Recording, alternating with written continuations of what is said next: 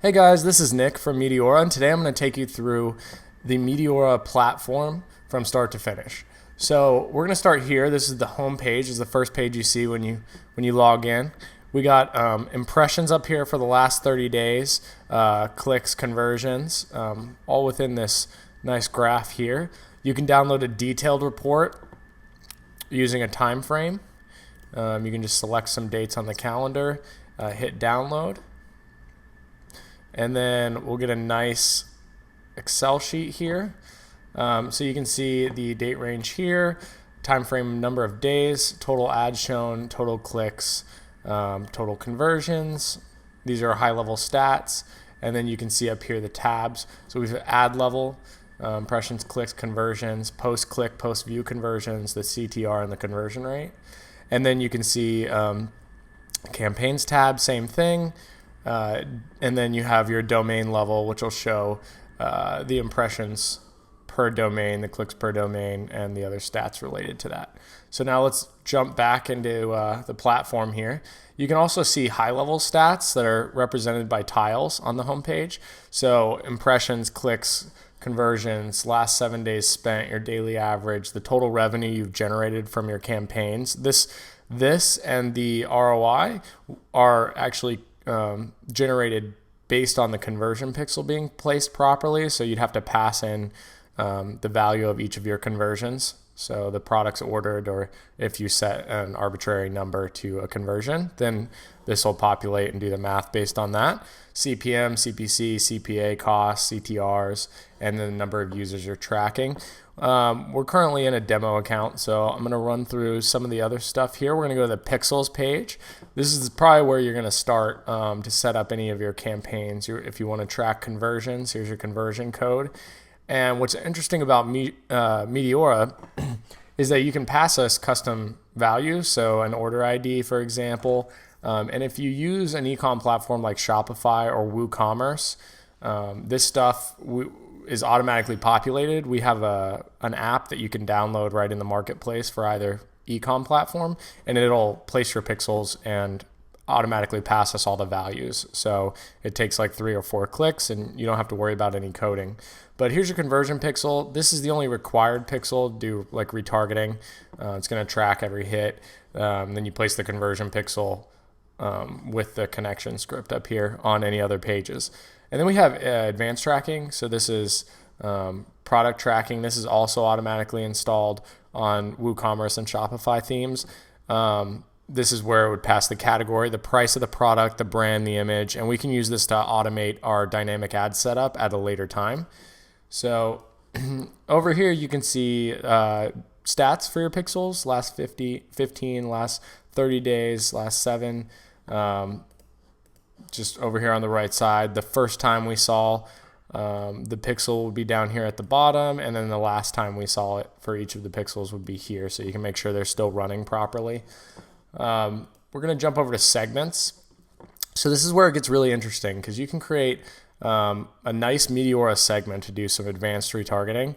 I'm going to name the segment here. Then you got the ability to target certain types of consumers. So this would be anybody that visited, people that have not converted, and people that have converted in the past.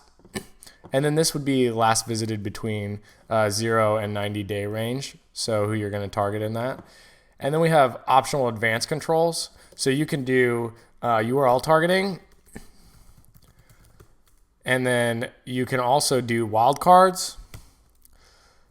So it would snag anybody that visited google.com/ any page with the URL containing after that. So t-shirts, shoes, blue, star. The star represents a wildcard. So as long as the URL contains this piece, the latter part of it doesn't matter to the system. So it'll grab anybody that's at least seen this part of the URL. SKUs visited, so that's back to how you place the pixel. You can type in SKUs here, 1 per line, and we'll target people that viewed those specific SKUs. Minimum page views, just a nice analytics engagement factor with your segmenting. And then you can do include and exclude parameters. And this allows you to get really granular if you're an advanced user. So you can actually place the pixel, pass in custom values through the pixel, and then segment by those. So an example that's a pretty good one is you can take like a Ford car builder, for example. Everybody builds a different car. So we're going to pass in the different values. So maybe we want to target anybody that's made a car with Bluetooth. So we'll include that. Audio equals Bluetooth. Bluetooth. And then let's go down here, and we want to exclude anybody that made orange cars. Car color equals orange. And there you go. So now this segment will target anybody that made a car with Bluetooth, but exclude anybody that made one with an orange color. So that can get really powerful, and you can do multiple key values there. And then let's go over to the ad section. So with Meteora, you can sort everything really nicely. Let's sort by impression count, and you can click on certain ads and change a lot about them, or select all ads in one swoop. So you can change the ad groups, you can delete them, you can pause multiple at once, you can preview certain ones. So here's a preview, and if you click on it, it'll go to the actual link without firing a click on the advertiser. So it's just a nice way to test it, that it works. And then we'll go over here to the right. You can actually do sorting based on stats for different time periods. So week, yesterday, month, lifetime, or today. And then you can actually upload your ads directly into ad groups just to make it easier for targeting later.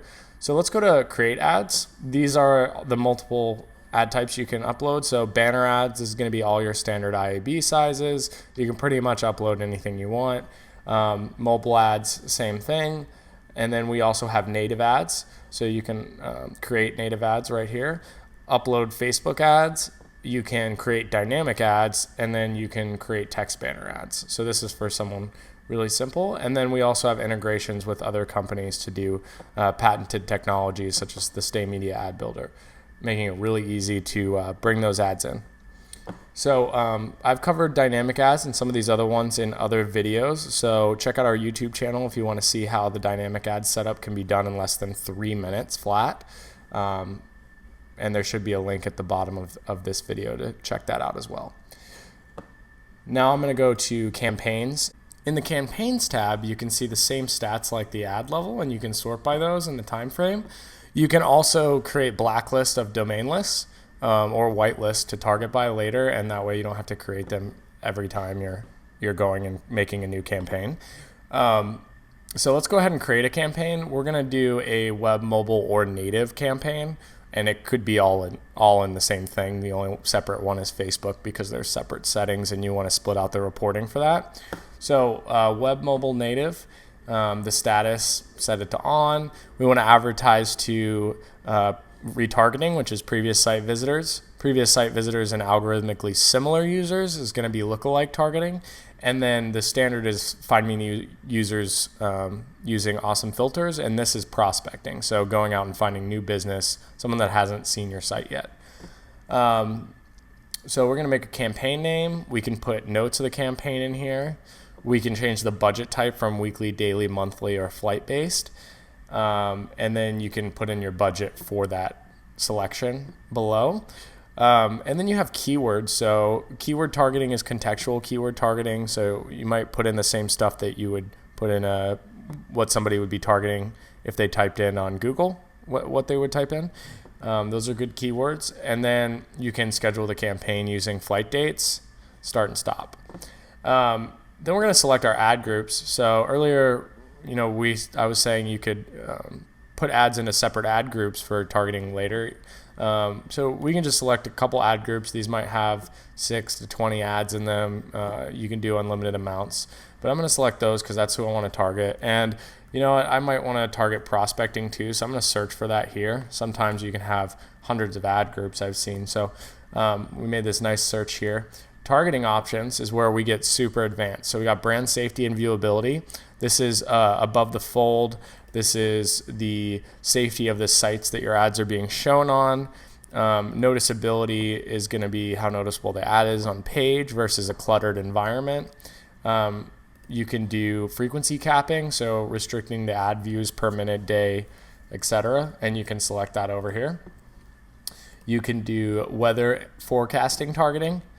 So as you can see, we're looking at Dallas right now, but let me zoom out and you can see the US. So let's look for places with high temperatures and for that location. So it goes off of like a high temperature in Arizona, for example, is super high in the summer. So it's actually going to take that into account versus other locations like Colorado. And then we're going to look at places that had high temperatures in the last or the next 7 days, and we want to target them. So this is now your geo targets right here, these proximities. So anybody that's in these locations now would qualify through this filter to be targeted, as long as they obviously fit the other filters you set in these toggles here. So I'm going to go ahead and turn that off though for now. And now we're going to go proximity targeting. So we covered this in kind of a longer video, but essentially you're allowed to target people from competitor locations or places they've been in the past or are currently standing at. So let's put in, I want to target anybody that's been to Starbucks in the last 7 days. And then we'll go down here and we'll type in Starbucks, hit the plus sign, and now you can see the radiuses around Starbucks. And that's about a mile. That's a lot. So let's do 100 feet, and you'll have to zoom in to see, but there's about 100 feet right there around each of these Starbucks. And if you want to see them a little better, let's crank that up, 500 feet. So as long as somebody's fallen into that zone, we can target them, and then you can go somewhere else. And maybe we want to target the people that visited Starbucks in Frisco too. So let's put that here. And there you go. And let's go ahead and add another one. Let's do food because it's a broad term. Target anybody that's visited a food location. And there you go. So now we have our targets. And then I'm going to go ahead and turn this off for now. You can also target by content category type. So health and wellness, there's fitness, there's over 350,000 categories. So get creative. Geography, target by specific location, city, zip codes, state, or DMA targeting. So Dallas, let's check that out. There's all our Dallas locations, zip codes. You can see it's starting to filter, so you can find them easy, and you just make your selections and keep going. You can also see the overview here about containing some of the stuff you've set to on and your settings there. So let's go all USA. You can also do domain targeting. So I want to target ESPN.com, but I want to ban things like, I don't know, let's ban Google.com. Probably not a great idea, but there you go. And you can add multiple per line. You can then select your pacing. So I want to spend my budget evenly over a time period, or I want to spend it as fast as possible. So finding those users quickly and spending it versus pacing it, the marketing budget over a specific time. Then we have some advanced bidding options like base CPM bids and max CPM bids, just so you can hone down your ROI a little bit. And then we have private programmatic deals. So you can name a deal, put in your deal ID, and then add another deal underneath. So say you want to do programmatic direct deals with eBay, you can call up eBay. We can set you up with an eBay deal, and you can buy that at a certain rate that you negotiate. And then the deal ID you would put in here, and every time we see that deal ID come through, we can bid on that slot, and you'd be exclusive. So the other things we have are user agent targeting, so desktop native. That's inventory types. Then you got device types and browser types. So if you want to exclude Chrome and Safari, there you go. And then exchange targeting. So all the exchanges you want to target or not target would be in this list, and you can scroll down. And that's going to do it for filters here on the campaign level. And then the other cool thing we have here is under your username up here, we obviously have billing, and you can see the history of your charges. Integrations like Stay Media, and then edit profile. And under edit profile, we have this unique thing. So you can put each of your physical storefronts in here. So if you own some coffee shops or you own auto dealerships, you can put in each address and hit the plus button. It'll add another one down here. And once you save your profile, you'll have a new reporting tab that'll tell you every time that somebody's seen an ad and then actually come into your store. It's a different type of conversion, and you can put the weight on it that you think is necessary. But essentially, if someone sees a Meteora ad from one of your campaigns and at a later date within 30 days, we see them come into your store, one of your store locations, you'll now have that as a stat, which is really cool. And that's about it for the quick overview of Meteora and some of the features. If you have any questions, feel free to give our team a call, and I hope you guys enjoyed.